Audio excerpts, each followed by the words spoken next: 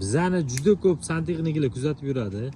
Imminda meni necha yildan beri 15-16 yildan beri tanigan imminda santexniklarim ham ko'radi. Ular tushunadi men nima qilishimni.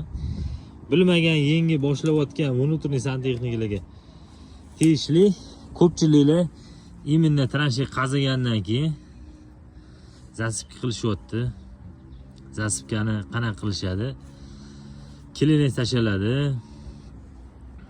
O'zini anaqasini zasipkasini qilib turib ustidan stechka qilishyapti. Video qisqa qilaman. Stechka qilishyapti, keyin xamirni qotirib ketishyapti. Bu ham zo'r variant. O'sha paytda qilganmiz bu variantni.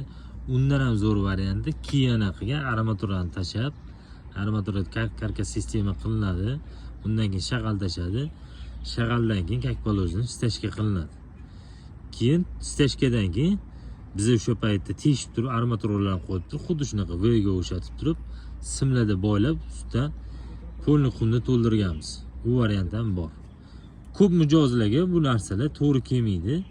Mana shu variantimiz ancha yildan beri turibdi, hali bitta joyda uyaltirgan joyi yo'q. Qumlarni tashab, armaturalarni qoqib simlarda boylab ketamiz. Chunki огород qismimiz bu yerda постоянный suvda bo'ladi. Suv bariga yarim santimetrda qochirganda ham uklonimiz qochib ketib qoladi. Shunaqa baquvvat qilamiz. Uni ham klientlari bor, buni ham klientlari bor. Tanlov o'zingizlarning qo'lingizda. Birovning ishini yomonlash bizga emas.